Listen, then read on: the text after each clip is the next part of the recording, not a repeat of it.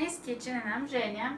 Today we're gonna learn to make borщ. This is the way my only Russian grandma taught me. I only have one Russian grandma. So we need the pot. It is 5.5 liters. We're not gonna use the whole size, but that's the pot we're gonna use. I have here round boneless steak. It's a little bit under a pound. About a pound is good. I have 2 medium-sized carrots and 2 medium-sized beets. So what I'm gonna do right now is I'm gonna wash and cut the meat. I'm gonna peel the carrots and peel the beets, and I'm gonna put all of it in the pot, and I'm gonna add filtered water to it. I prefer to cook it in filtered water. I'm not really sure about faucet water all the time. Don't forget to peel the beets. One time I forgot and the whole pot had to be thrown away. So, and by the way, today we're only making the broth. So let's start. So I got carrots clean and I'm gonna put them in a pot in the water. I've got beets clean and I'm gonna put them in a pot in the water. Now I'm gonna chop the meat, which I already washed and dried. So what we're looking for is kind of bite-sized pieces, and we just drop them straight in the water. I do not chop off the fat. It'll cook off a little bit. It'll give it a lot of flavor. And later, I will show you how to skim a lot of it.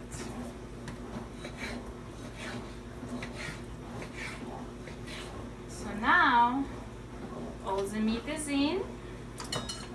I'm gonna cover the pot. No adding any spices or anything. Right now, we're just making the broth. And I'm gonna turn it up high. So when the water boils, all kinds of yucky, foamy stuff will come up. You can either drain and rinse everything out and put new water in it, bring it to boil, and then cook again. Or you can just skim the water. I personally just skim the water because it doesn't bother me. That's how I grew up eating it. So I'm gonna bring it to boil and I'm gonna cook it for at least 1.5 to 2 hours. We want the beets to be soft to a fork. So when you put it in, you don't have to put a lot of pressure. I'll see you then. So the borщ had come to the full boil and I skimmed it. And then I put it on a medium heat. So it cooked for 2 hours. Let's check the beets. Whoa, look at that steam. So right now beets lost the color a little bit. They will gain it back. So I'm gonna poke it. And it comes right out. Poke it, comes right out. Perfect. The carrots cook real quickly, so they already have been done. I am gonna let it sit for about half an hour to an hour to let it cool off, and then I'm gonna put it in the fridge overnight. Why I'm doing it, not only tonight is a weeknight and it's getting pretty late, and on a weeknight usually borщ takes me 2 days. Also, it's good, what's gonna happen when it cools off, all the fat from the meat that cooked off into the broth is gonna get hard very on the top of the broth.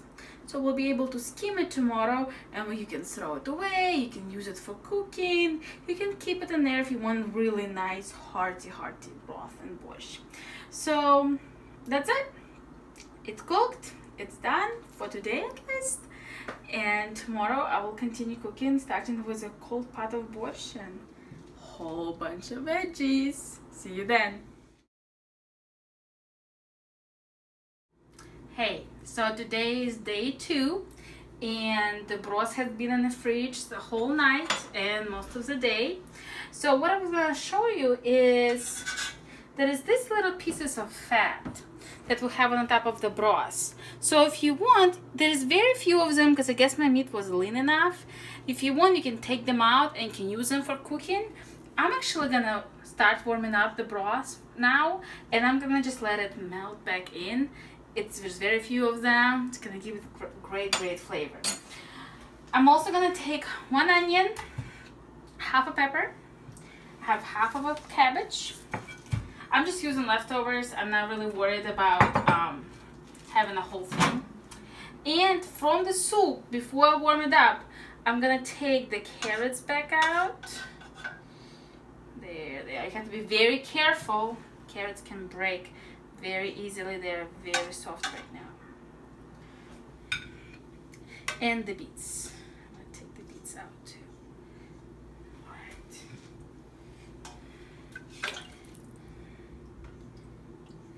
Very good.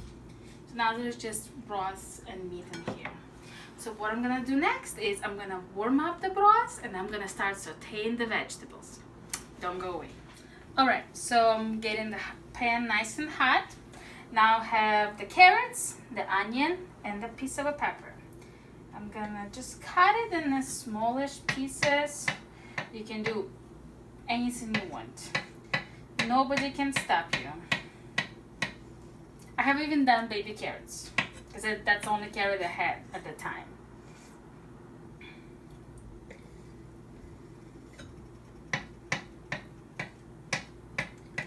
So it sounds like my pan is getting nice and hot. And now it's time to put olive oil from my fancy olive oil bottle. Let it warm up a little bit. But the way I was thinking about it, if you're vegetarian, just skip the meat part and do the rest. Just do this nice vegetable soup with beets in it. No other good stuff. You can put zucchini in it. You can put anything you want. And then you can skip the step of waiting a whole night and cooling it off. There we go. The onion you try to make it like medium-sized pieces, not too big. I'm using red onion just because I have red onion right now. I'm gonna start putting it in the pan because my cutting board doesn't fit everything anymore. Okay, and the pepper.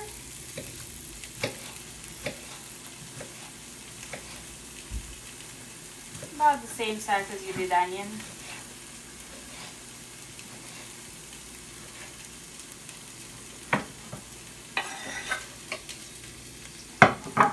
And now I'm gonna let it cook till the onion gets a little bit golden, a little bit clear, and the pepper will get a little softer, and the carrots is already cooked. You kind of just giving it a little bit of a flavor. We're also gonna put a pinch of salt and the pepper. Oh, sorry. A little bit of salt, a little pepper, and I will let it cook. I say 5 to 7 minutes, just don't leave it alone. So the vegetables are nice and sauteed, and now I'm gonna put them in borщ, or in the broth, which is warming up so nicely.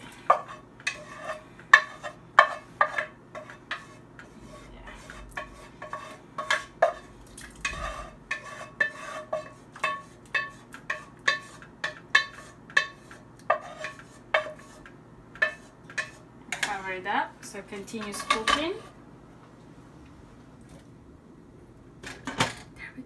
So now it's turned for the cabbage.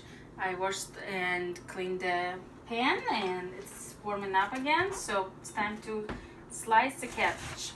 Oh, it's gorgeous. So what we're gonna do is very thinly, like this. And you can make it as much as you want, you can put as little as you want. We like a lot of cabbage.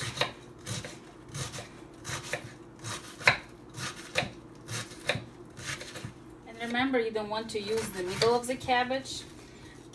My grandmas, actually both of them, always said that the inside of the cabbage, the very, very middle, contains all the pesticides. At the same time, my mom loves eating it. So it's kind of hard. So it looks like the pan is hot, so we're gonna put a little bit of olive oil from my fancy olive oil bottle. Continue chopping the cabbage. It's gonna be so yummy. And it's gonna smell a little because we are cooking cabbage. Oh yeah, there it goes. Sizzling away.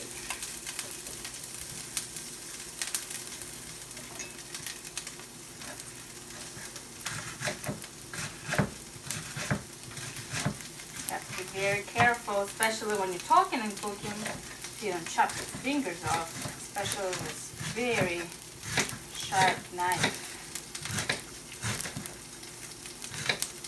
There we go. Almost done. All right. Look at that gorgeous stuff. So as I said earlier, I learned to cook this from my Russian grandma. And she was just sitting there and talking me through this. And I did what she said. The only thing she did different that I'm not gonna ever do again, she put in tomato paste. I don't really like tomato paste, and being Russian, I guess, we use ketchup for everything. So we're gonna let it cook just for a little bit. Add a little pepper, few shades, like a 1/4 teaspoon. Just shake the ketchup. There we go.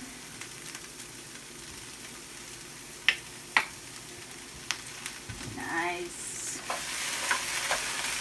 And just mix it up. I don't know why we did it with tomato paste. I don't know why we didn't just put it in the pan, because it's gonna in a pot, because it's gonna be in the pan just for a minute. That's how I learned to make it. That's what makes it my recipe.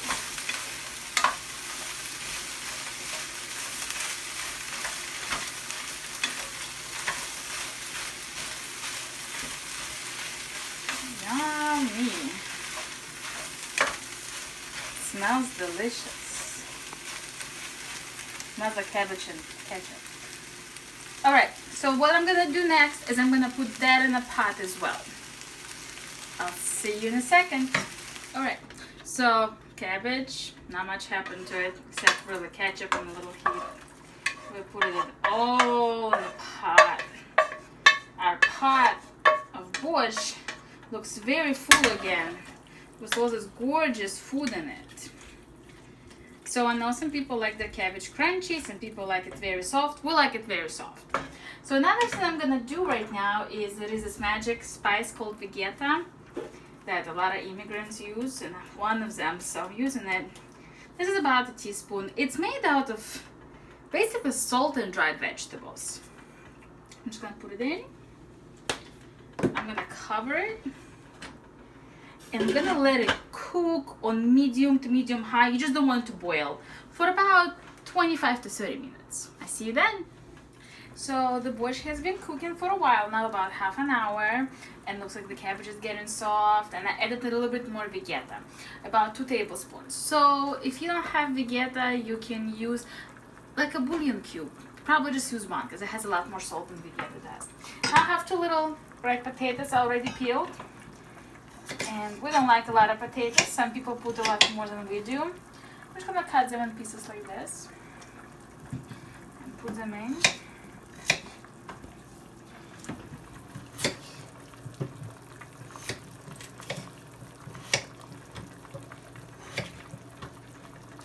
There we go. And the last one. Put a little bit more salt, because potato will absorb the saltiness you had. So when you taste it right before you put in potatoes, if you did, you'll taste that it's good amount of salt. So when you put potatoes, you want to up it a little bit, because when potatoes absorb it, you're gonna miss it again. So now we're gonna cook till potatoes are fork tender. So that will take us about, I don't know, 10 minutes, and When we come back, we're gonna put the beets in it. I just shredded them. They're nice and beautiful. And that was gonna be our last step. That's gonna be our last thing we're gonna put in. And of course, if you need to, always adjust the spices. Put salt, put pepper. My mom likes to put sugar in it. I don't. It's up to you. Just find your flavor. So the potatoes are fork tender. This is the crucial moment. We're taking the beets and we're dumping them in a Borsch. Okay? And we're stirring them in. Look at that color. And while we're doing it, by the way, we're gonna turn off the heat. My mom always says you put in the beets last. They're already cooked. Look how thick this is. Yum. Look at that color. And the beets will make it even sweeter. This is gorgeous. We like a lot of beets. We like it nice and thick. Okay. It's time to taste. I know I get excited every time. Every time! So I'm gonna get myself a nice portion. Get some meat. Get some veggies, some potatoes, some broth. That should be good. Alright, I'll move my pot so you guys can see this. This is gorgeous. And you eat it with sour cream or plain yogurt. I like just a little bit. So the sour cream in, I'm gonna get a perfect bite.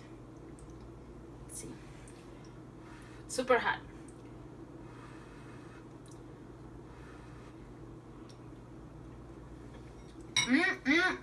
Delicious. This is so good. My poor husband's looking at me like I'm having some. No, you're not. This is delicious. You gotta try it. You gotta eat it. This is my Russian grandma's recipe. This was Borsch and this was Zhenya's kitchen. Enjoy.